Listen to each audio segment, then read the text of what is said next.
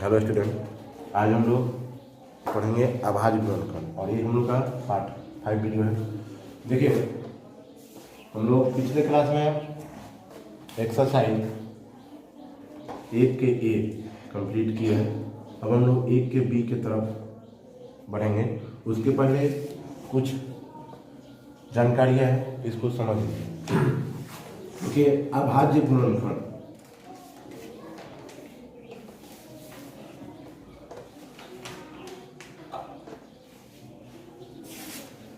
दो प्रकार से अभाज्य गुणनखंड निकालते हैं, एक भागफल विधि द्वारा और एक गुणनखंड विधि द्वारा। तो देखिए, यहाँ पर भागफल विधि द्वारा हम लोग पहले सीखेंगे। पहला भागफल विधि, डिवीजन मेथड।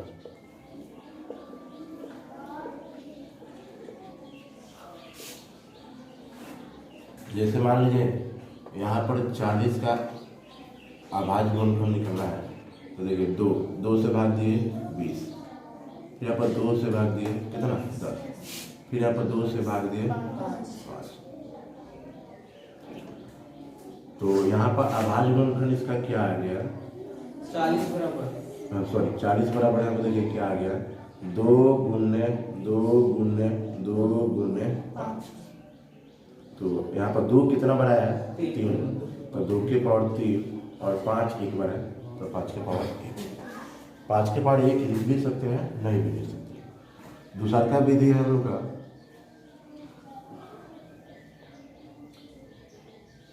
वृक्ष गुणनखंड वृक्ष।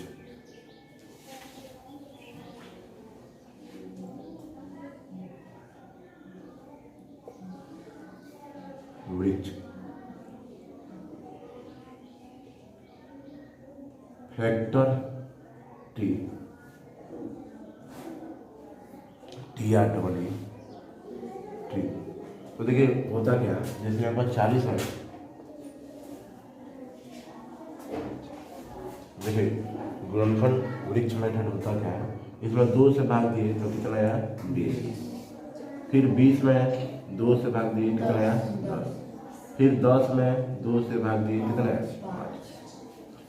तो इसका भी देखा जाए फैक्टर, तो क्या आया 2 गुने 2 गुने 2, देखिए ना 2 गुने 2 गुने 2 गुने 5। तो 2 कितना बड़ा है 3 बार और 5 कितना बड़ा है 1। तो देखिए गुणनखंड अगर आप अभाज्य गुणनखंड निकालिएगा तो मेथड कोई भी हो, भागफल हो या गुणनखंड हो, लेकिन दोनों का जो फैक्टर आएगा सेम आएगा। समझ में आ रहा है? इसको आप नोट कीजिए। तो देखिए, इसी पर आधारित एक थ्योरम है, एक प्रमेय है, जिसका नाम है अंकगणित का मूलभूत प्रमेय, फंडामेंटल थ्योरम ऑफ अर्थमेटिक। देखिए क्या कहता है यह थ्योरम, प्रत्येक यौगिक संख्या को यौगिक संख्या मतलब भाज्य संख्या को अभाज्यों के गुणनफल के रूप में एक और केवल एक ही रूप में व्यक्त किया जा सकता है, गुणनखंडों के क्रम को छोड़कर। कहने का मतलब, यहाँ पर 40 जो था यौगिक संख्या है, इसका हम गुणनखंड किए तो इसका जो गुणनफल आया 2 गुने 2 गुने 2 गुने 5। तो इस मेथड से करें या इस मेथड से करें, तो उसका जो क्रम आएगा, जो गुणनफल आएगा एक ही होगा, भले क्रम बदल सकता है। जैसे यहाँ पर मान लीजिए 2 के पावर 3 है और बाद में है 5 के पावर 1, तो हो सकता है पहले आ जाए 5 के पावर 1, बाद में 2 के पावर 3। ठीक, यही कहता है अंकगणित का मूलभूत प्रमेय।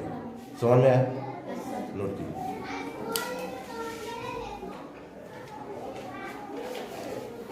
देखिए इसके बाद महत्तम समापवर्तक और लघुत्तम समापवर्तक में अंकगणित के मूलभूत प्रमेय का प्रयोग।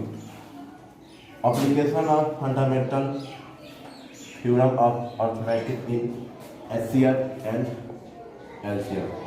महत्तम समापवर्तक को शॉर्ट में बोला जाता है MOSFET, और इसी को बोला जाता है HCF बोला जाता है इसी को HCF। और HCF का फुल फॉर्म होता है हाईएस्ट कॉमन फैक्टर। और देखिए लघुत्तम समापवर्ती को बोला जाता है loss, LCM, lowest common factor. होता क्या है, निकालेंगे कैसे वो देखिए। जैसे मान लीजिए कोई एग्जाम्पल है, यहाँ पर 36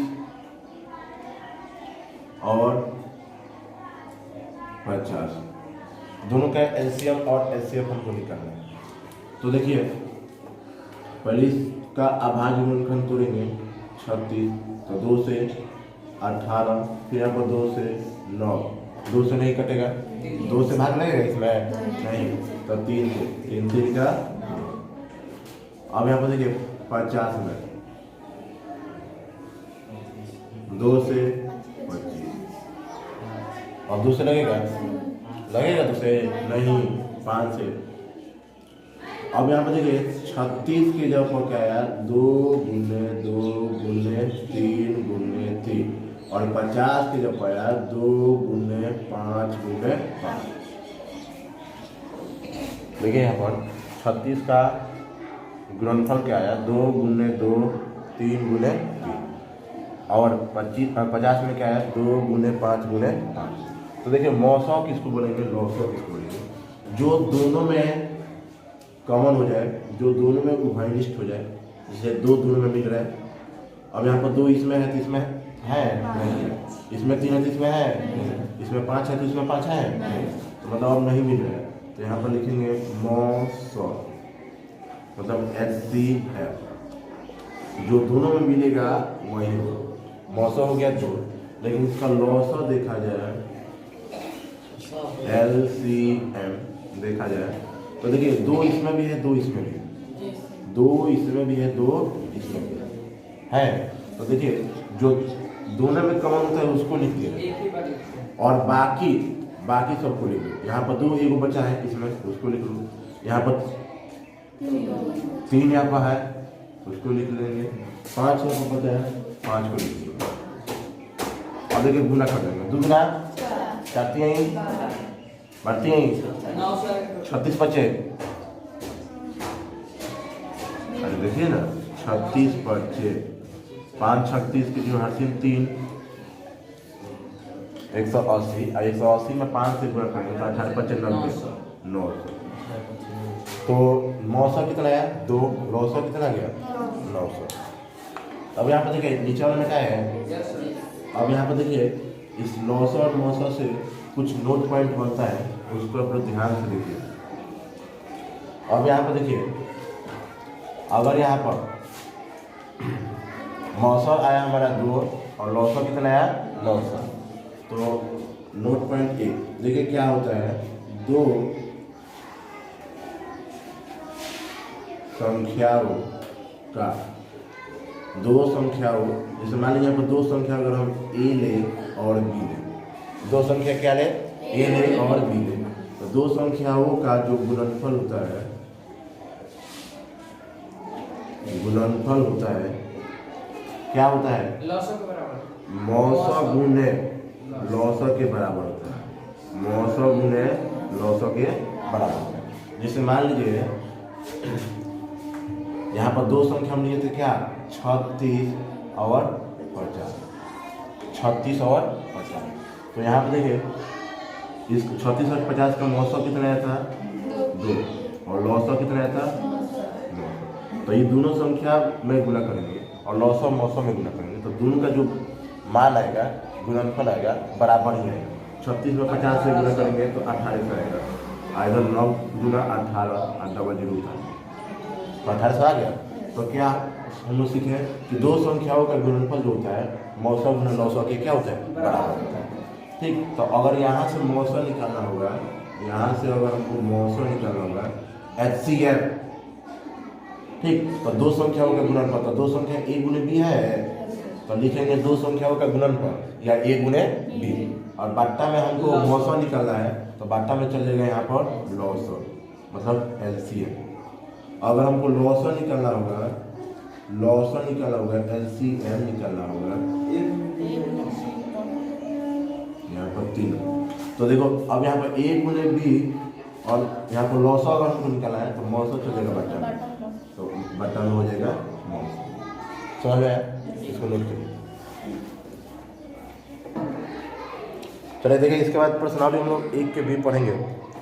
देखिए क्या कह रहा है पहला क्वेश्चन, खड़ा कर पढ़िए तो कोई।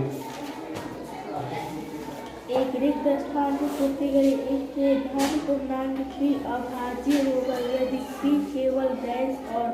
देखिए अभाज्य संख्या किसको कहते हैं कि वैसी संख्या जो केवल एक और खुद से भाग लगे। ठीक, मतलब एक से भाग लगे और खुद से, तो खुद वहाँ पर p जो दिया हुआ है, अभाज्य संख्या जो दिया हुआ है p, तो एक से भाग लगेगा और किससे लगेगा p से। 1 के 2 नंबर क्वेश्चन पढ़िए।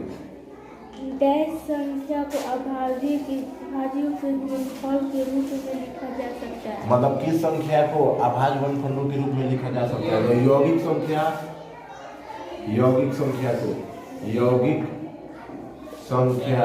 या उसी को बोला जाता है भाज्य संख्या। उसके बाद पढ़िए। तीसरा, दो पूर्णांक a और b जो अभाज्य है यदि मौसम a b बराबर डैश है। तो देखिए यहाँ पर स्वाभाज्य संख्या कब बोला जाता है?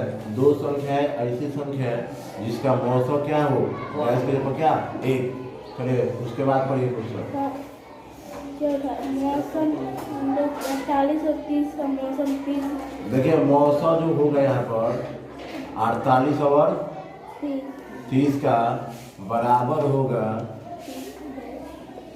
ठीक, बराबर हो गया, यहाँ पर 30 लिख दिया है और यहाँ पर डैश, तो बराबर होगा 30 और 48 का।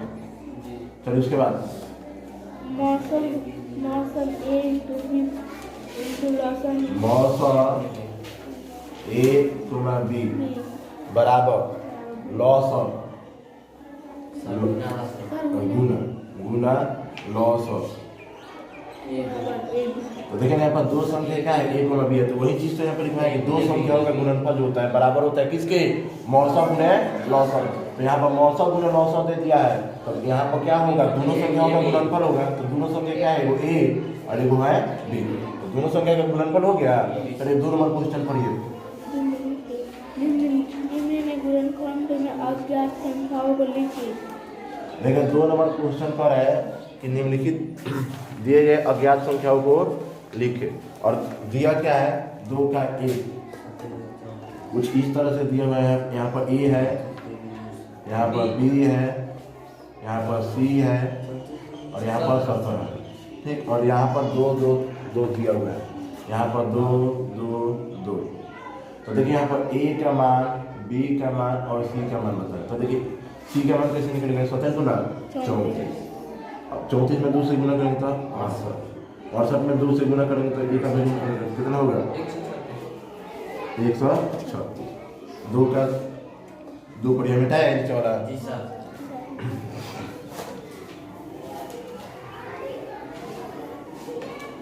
देखिए 2 का 2 नंबर क्वेश्चन क्या कर रहा है? यहाँ पर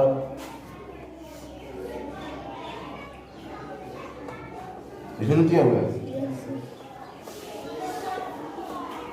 इतना दिया हुआ है, और इसमें गुना इसमें से गुना दिया हुआ है। ठीक, और यहाँ पर 3 को एक साथ, और यहाँ पर 2 को एक साथ। ठीक, और यहाँ पर 72 दिया हुआ है। ठीक, यहाँ पर 8 दिया हुआ है, और यहाँ पर गुना। तो देखिए यहाँ पर 8 में कितना से गुना करें जब 72 आ जाए? 9 से। ठीक, अब देखिए यहाँ पर 8 का गुणनखंड तोड़ेंगे, अभाज्य गुणनखंड को 2 गुने 2। यहाँ पर 9 का तो 3 गुने 3। ठीक, तो 2 नंबर का क्वेश्चन कंप्लीट होता है। 3 नंबर देखिए क्वेश्चन। 3 नंबर क्वेश्चन क्या करे? निम्नलिखित का अभाज्य गुणनखंड करें, और 1 नंबर दिया हुआ है 124। 2 नंबर दिया हुआ है कितना? 156। तो देखिए इसका अभाज्य गुणनखंड कैसे करेंगे? भाग विधि द्वारा कर रहे हैं, आप कोनो विधि द्वारा कर सकते हैं, भाग विधि द्वारा या गुणनखंड वृक्ष के द्वारा। तो देखिए यहाँ पर 124, तो 2 से भाग देंगे तो 62, फिर यहाँ पर 2 से भाग देंगे 31, ये नहीं हुआ। 124 का क्या आया, 2 गुने 2 गुने 31, तो यहाँ पर 2 के पावर 2 और 31 एक के बाद यहाँ पे 156 का निकालेंगे, तो 2 से 7 गुना 14, 8 गुना 16, फिर यहाँ पर 2 से 39, ठीक। अब यहाँ पर 3 से 2 से नहीं लगेगा भाग, तो 33 तो देखिए 156 का क्या आया, 2 गुने 2 गुने 3 गुने 13, 2 कितना बार है, 2 बार, 3 एक बार और 13 एक बार। तो इस तरह से और 3 का 2 और क्वेश्चन दिया है, उसको आप लोग बना लेंगे, ठीक। आप लोग 3 तक क्लियर कर लेंगे, ठीक। आज का क्लास इतना है।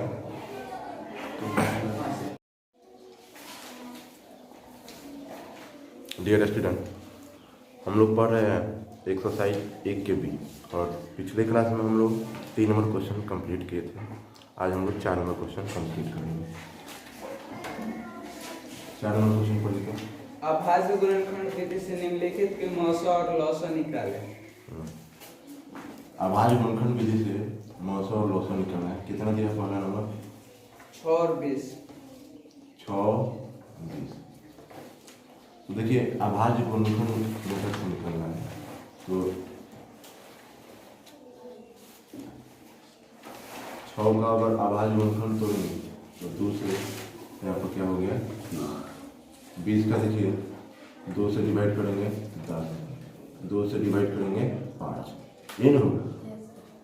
अब यहाँ पे देखिए इसका 6 का क्या आया, 2 गुने 3, और 20 का क्या आया, 2 गुने 2 गुने 5। अब यहाँ पे देखिए मौसा निकलना है,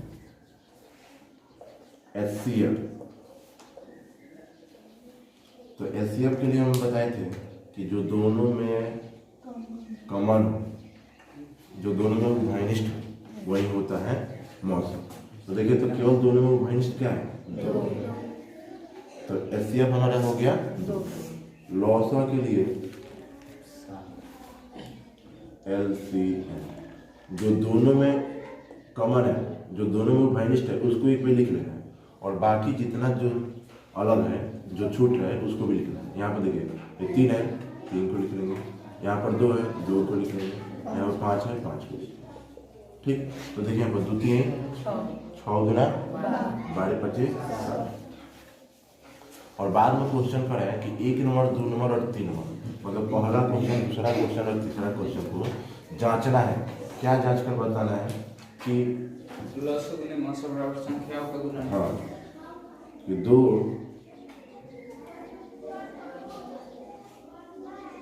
संख्याओं का गुणनफल बराबर क्या, मौसा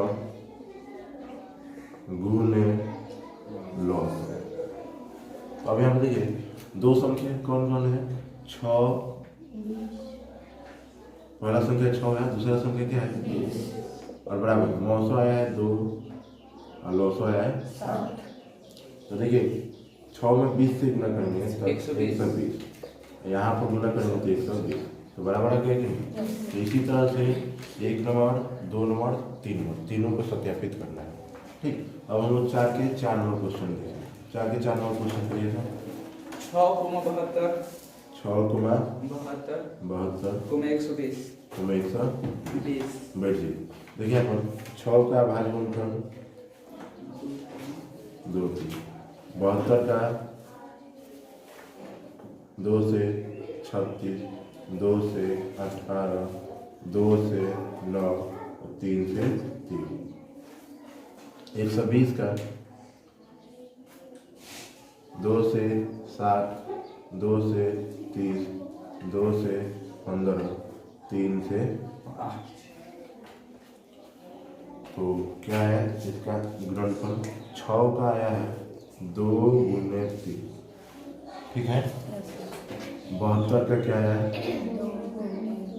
2 गुने 2 गुने 2 गुने 3 गुने 3। 120 का 2 गुने 2 गुने 2 गुने 3 गुने 5। देखिए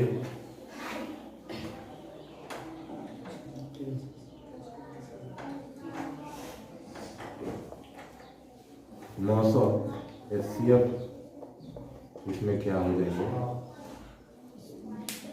देखिए 2 यहाँ पर तीनों में उभयनिष्ठ है और एक तीन जो है तीनों में उभयनिष्ठ है। यहाँ पर 3 अंक है तो तीनों में देना है। तो यहाँ पर मौसम हो गया हमारा 2 गुने 3, द्वितीय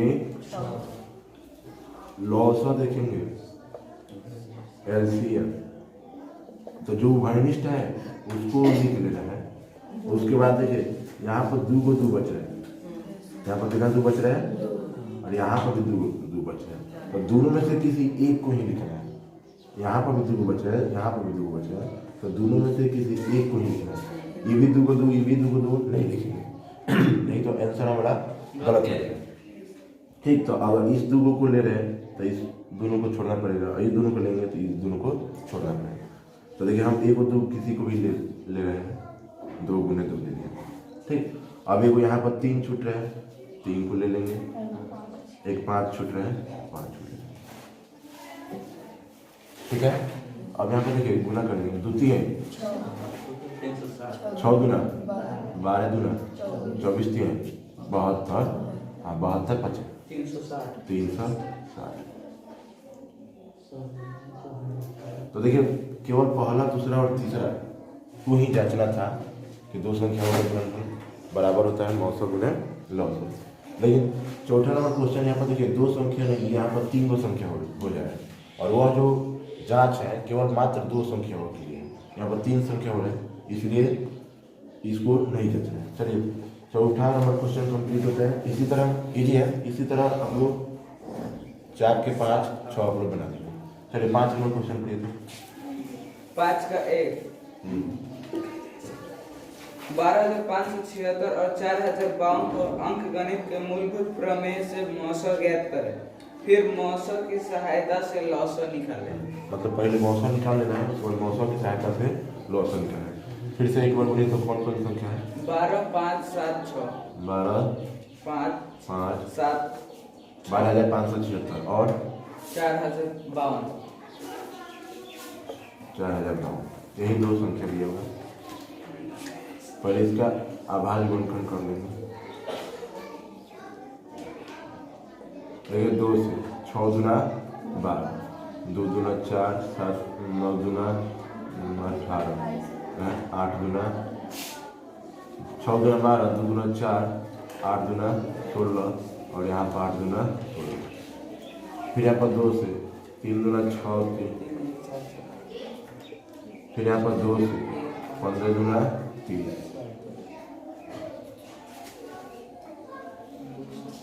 2 से,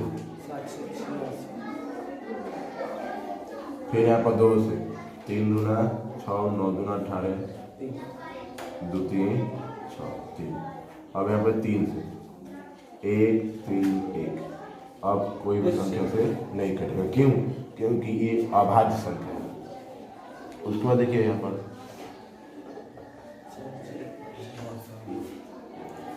2 से तो 20 26, फिर 2 से 1000, इसके बाद ये भी अभाज्य संख्या होगा तो ये भी नहीं कटेगा। अब यहाँ पर देखिए 12,576 बराबर, यहाँ पर देखिए 2 2 गुने 2 गुने 2 गुने 2 गुने 2 गुने 3 आगुने 131।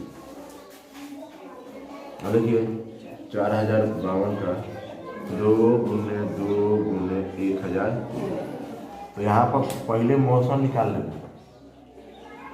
ठीक, तो मौसम निकल के आ गया हमारा, देखिए मात्र यही 2 को कॉमन है, तो मौसम हो जाएगा 2 गुने 2, कितना हो गया 4। अब कह रहा है मौसम की सहायता से लौसा निकालें, तो लौसा निकालने के लिए फॉर्मूला बताते हैं। 2 संख्याओं का गुणनफल, 2 संख्याओं का गुणनफल बट्टा क्या, देखिए लौसा निकाला है तो बट्टा में क्या मौसा। अब यहाँ पर देखिए 2 संख्या क्या है हमारा 12,576 आगुने 4,052, अब बट्टा मौसा कितना है 4, यहाँ पर आया है। अब यहाँ पर देखिए 4 से डिवाइड 4 से 1 कट जाएगा 1013 और 12,576 में 1013 से गुना कर लेंगे, जो आएगा वही हमारा 900 आ जाएगा। ठीक, तो उसको आप लोग लिख लीजिएगा। ठीक, तो 5 का 1 कंप्लीट होता है, इसको आप लोग नोट कीजिए।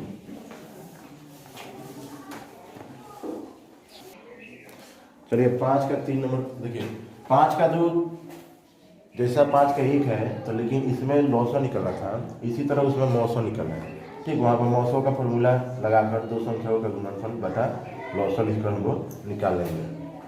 ठीक, 5 का 3 देखिए, पढ़िए 5 का 3। यदि लॉस 306,557 बराबर 306 500 657 कितना दिया है?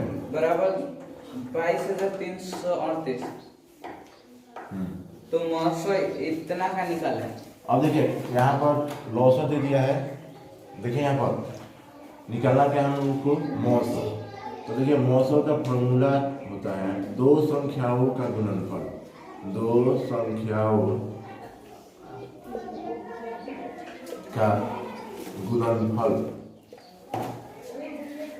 बट्टा, यहाँ पे देखिए 900 निकलना है तो बट्टा में हो जाएगा 900, और अगर 900 निकलना होगा तो बट्टा में क्या हो जाएगा 900। अब यहाँ पर देखिए दो संख्या कौन कौन है, एक 306 है और एक कितना है 657। अब बट्टा 900 इसका दिया हुआ है 22,338। यहाँ पर इसको हम लोग कटा लेंगे, गुना करके कटाएंगे तो हम लोग का जो आंसर आएगा कितना आएगा 9। ठीक, इसको हम लोग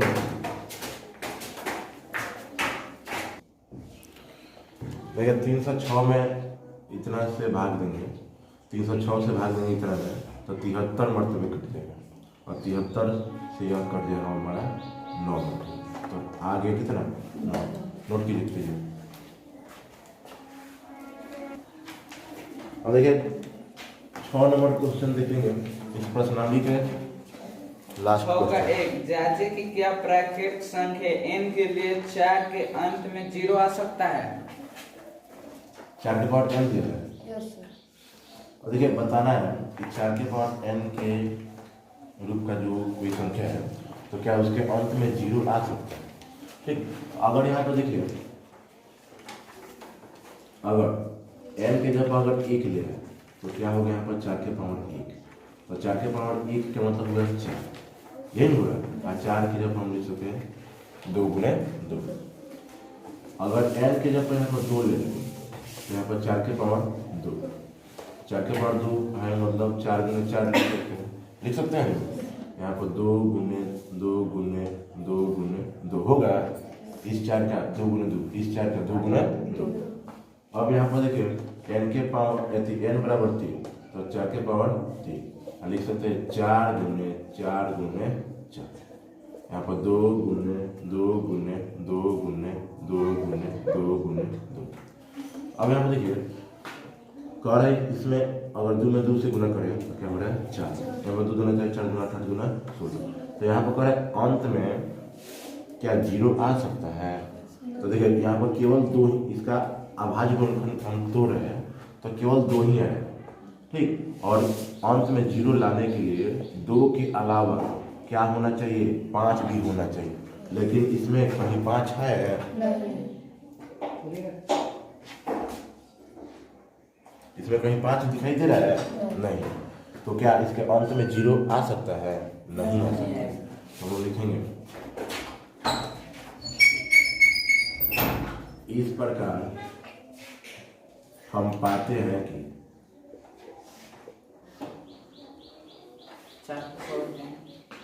4 के पावर n के गुणनखंड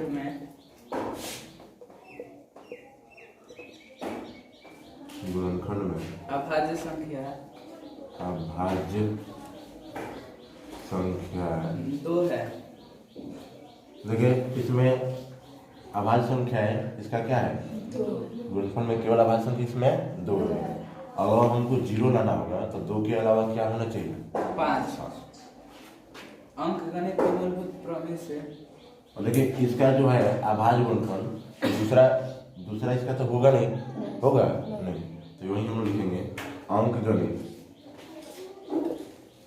के मूलभूत प्रमेय से 4 की पावर n का अंकगणित के मूलभूत प्रमेय से 4 के पावर n का कोई दूसरा अभाज्य गुणनफल संभव नहीं है। दूसरा अभाज्य गुणनफल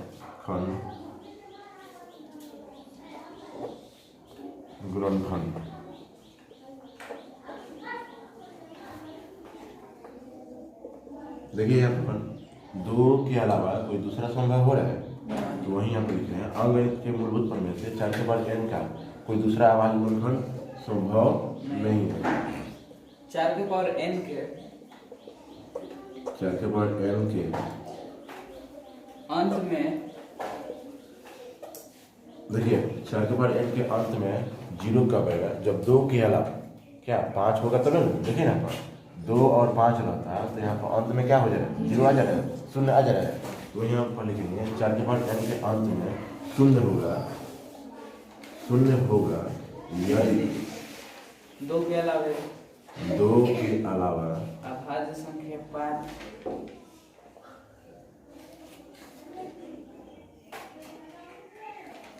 अभाज्य संख्या 5 से विभाजित हो। अभाज्य संख्या 5 भी उपस्थित हो या विभाजित हो भी बोल सकते हैं। मतलब यहाँ पर 2 के अलावा अगर 5 भी इसमें उपस्थित रहेगा या यहाँ पर 2 और 5 से विभाजित होता है तब हम लोग बोलते हैं कि 4 के पावर n के अंत में क्या होगा, शून्य होगा। लेकिन यहाँ पर कोई स्थिति ऐसा दिखाई नहीं दे रहा है, तो हम लोग लिखेंगे अतः कोई ऐसी यदि 2 के अलावा 5 भी उपस्थित है, जो कि संभव नहीं है, जो कि संभव नहीं है। ठीक, हम लोग लिखेंगे अतः 4 के पावर n के अंत में शून्य नहीं हो सकता। ठीक, क्लियर है। 6 का 1 था, ठीक, तो भी ऐसे ही हाँ सेम उसी तरह बनेगा। आप इसको पहले नोट कीजिए। चलिए 6 का 2 नंबर क्वेश्चन पढ़िए। जांचे कि क्या किसी प्राकृत संख्या n के लिए 15 के पावर n के अंत में 0 आ सकता है। देखिए 15 के पावर n दिया है और जहाँ n क्या है, प्राकृत संख्या, और प्राकृत संख्या किसको बोला जाता है, गिनती के संख्या को ही बोला जाता है प्राकृत संख्या, यही ना प्राकृत संख्या है। तो n के जगह एक में 1 रख सकते हैं, एक में 2 रख सकते हैं, एक में 3 रख सकते हैं। देखिए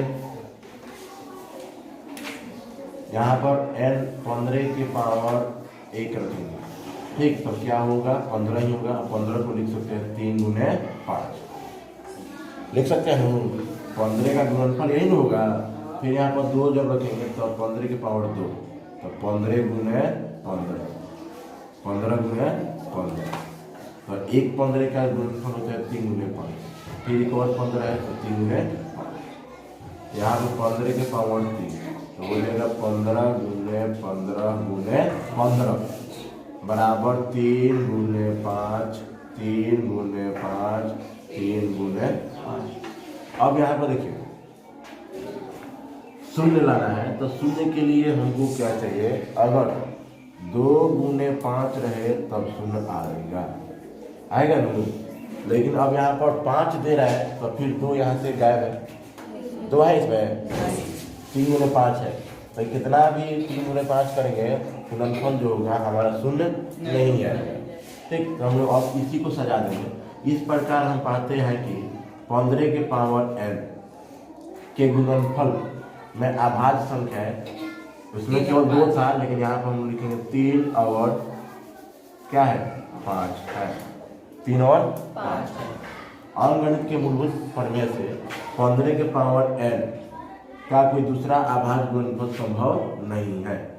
15 के पावर n के अंत में शून्य होगा यदि 5 के 2 और 5 के अलावा 3 और 5 3 और 5 के अलावा 3 और 5 3 और 5 देखिए यहाँ पर 3 और 5 के अलावा एक और 2 रहता है तो देखिए 3 5 15 15 दूना 30 सुना जाता कि नहीं। तो वही यहाँ पर लिख रहे हैं 3 और 5 के अलावा अभाज्य संख्या 2 भी उपस्थित हो जो कि संभव नहीं है। इसमें 2 है कहीं नहीं है तो इसलिए लिख दिए जो कि संभव नहीं है। अतः 15 के पावर n के अंत में 0 नहीं हो सकता। समझ में आया। तो इसी के साथ 1 के भी प्रश्नावली हम लोग का खत्म होता है। ठीक, इसको आप लोग नोट कीजिए।